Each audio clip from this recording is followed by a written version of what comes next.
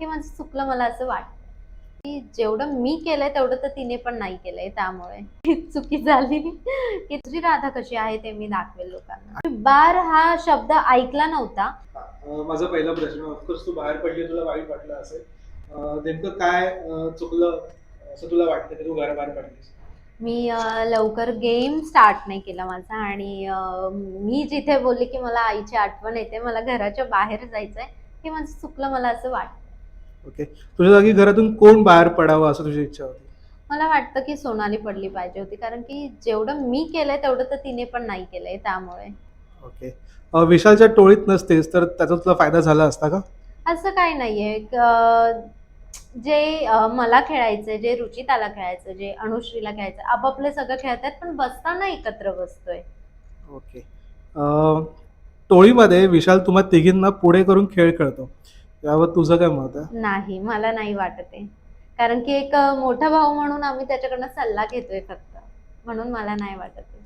Big बॉसच्या घरात जाण्यापूर्वी काय तयारी केली होतीस तू?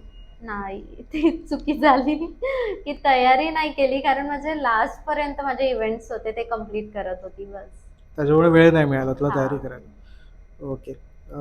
बिग बॉसच्या घरामध्ये तू तुझ्या प्रियकराबद्दल काहीतरी सांगितलं होतं. ते मी काय होतं? पास्ट सांगत होती, पण ते बाहेर आल्यानंतर कळालं, की ते खूप लोकांनी वेगळंच केलंय. कारण की अनुश्रीचं सांगत होती, मी माझं सांगत होती.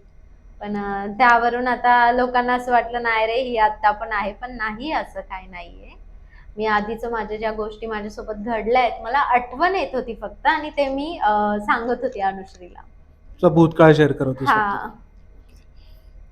समजा पुन्हा वाईल्ड कार्ड एंट्री मिळाली तर तुला जायला आवडेल का परत? नक्कीच मला जर वाईल्ड कार्ड एंट्री भेटली तर मी नक्कीच जाईल, आणि दुसरी राधा कशी आहे ते मी दाखवेल लोकांना. आणि यावेळेला काय तयारी असेल, कारण की तुझ्या मागे आता अनुभव आहे एवढा म्हणून. हां, आता अनुभव आहे. आता मी दाखवते लोकांना की मी कशी आहे म्हणून. Last question. बिग बॉसच्या घरामध्ये लावणी आणि बार डान्सर याबद्दल दीपालीने एक स्टेटमेंट केलं होतं. त्याच्यावर तुझी हां. काय प्रतिक्रिया? त्याच्यावरती मला खूप दुःख वाटलं, की तुम्ही लोकांनी डोळ्यांनी मला बघितलं नाहीये, तर तुम्ही लोकांनी असं जज का केलं? मी बार हा शब्द ऐकला नव्हता. मी लावणीची अदा वगैरे हेच ऐकलं होतं. ते जर मी ऐकलं असतं, तर मी तेव्हाच लगेच स्टँड घेतला असता. मी फक्त लावणीबद्दल ऐकलं, आणि मी तन्वी सोबत बसताना मी बोलली, की ती मला लावणीबद्दल असं-असं बोलतीये म्हणून. मग जेव्हा मी लावणी वगैरे केली, त्यानंतर ती मला बोलली, की "तू खूप छान डान्स करते." मग तेव्हा मी तिच्यावरती भडकली, की "तू मला आधी बघितलं नाही, आणि त्यानंतर तू बघण्याच्या आधी तू मला टीका केल्यास, की तू अशी आहेस, तू तशी आहेस.